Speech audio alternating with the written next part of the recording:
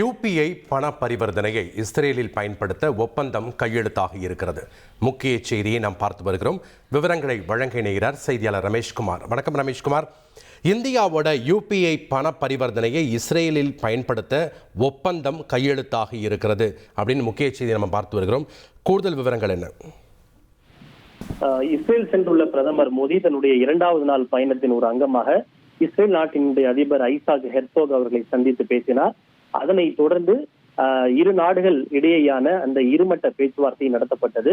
இதில் இஸ்ரேல் பிரதமர் பெஞ்சமின் நெத்தன்யாகு மற்றும் பிரதமர் மோடி கலந்து கொண்டனர்.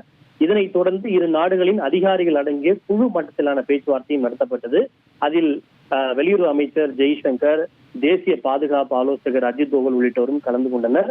இந்த சந்திப்புக்கு பின்னர் இஸ்ரேல் பிரதமர் பெஞ்சமின் நெத்தன்யாகு மற்றும் பிரதமர் மோடி ஆகியோர் கூட்டாக செய்தியாளர்களை சந்தித்து வருகின்றனர். முன்னதாக இரு நாடுகளின் தலைவர்கள் முன்னிலையில் பல்வேறு புரிந்துணர்வு ஒப்பந்தங்கள் கையெழுத்தானது. குறிப்பாக மீன் வளம் உள்ளிட்ட பல்வேறு விஷயங்கள், உணவு பாதுகாப்பு, கல்வி உள்ளிட்ட பல்வேறு துறைகளில் ஒத்துழைப்பை மேம்படுத்துவது தொடர்பாக பல ஒப்பந்தங்கள் கையெழுத்தாகி இருக்கிறது. குறிப்பாக தேசிய கடல்சார் பாரம்பரிய வளாகம் national maritime heritage complex Gujarat மாநிலத்தில் அமைக்கப்பட்டு வருகிறது. அது தொடர்பான ஒரு ஒப்பந்தம் கையெழுத்தாகி இருப்பதாக கூறப்பட்டிருக்கிறது. இருப்பினும் அது குறித்த முழுமையான தகவல்கள் வெளியுறவுத்துறையின் சார்பில் அறிவிக்கப்பட்ட பிறகுதான் அது இஸ்ரேலில் அமைக்கப்படுகிறதா என்பது குறித்த விவரங்கள் தெரிய வரும். இது தவிர national payments corporation of India, இந்த NPCI தான் நமக்கு இந்தியாவிலே UPI செயலியை வழங்கக்கூடிய ஒரு அமைப்பாக இருக்கிறது. இந்த அமைப்பு இஸ்ரேலில் சேவை வழங்குவது தொடர்பான ஒரு புரிந்துணர்வு ஒப்பந்தங்களும் கையெழுத்தாகி இருக்கின்றது.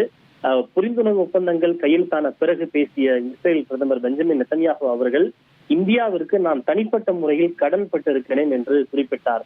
ஏனென்றால் என் மனைவி சாராவை நான் முதலில் சந்தித்த போது இஸ்ரேலில் இருக்கக்கூடிய ஒரு இந்திய உணவகத்தில் வைத்துதான் சந்தித்தேன். ரீனா என்கிற ஒரு இந்திய பெண்மணி தான் அந்த உணவகத்தை நடத்தி வருகிறார். அங்குதான் எங்களுடைய உறவு தொடர்ந்தது, உணவும் நன்றாக இருந்தது. எனவே நான் இந்தியாவிற்கு தனிப்பட்ட முறையில் கடன் பட்டிருப்பதாக இஸ்ரேல் பிரதமர் பெஞ்சமின் நெத்தன்யாகு அவர்கள் தெரிவித்திருக்கிறார். நன்றி ரமேஷ்குமார், உங்களுடைய தகவல்களுக்கு. இனி செல்லும் இடமெல்லாம் செய்தி. தந்தி டிவியின் வாட்ஸ்அப் சேனலை ஃபாலோ பண்ணினா செல்ல இருக்கும் இடமெல்லாம் செய்தி. இதோ QR கோட் இப்பவே ஸ்கேன் பண்ணுங்க, ஃபாலோ பண்ணுங்க.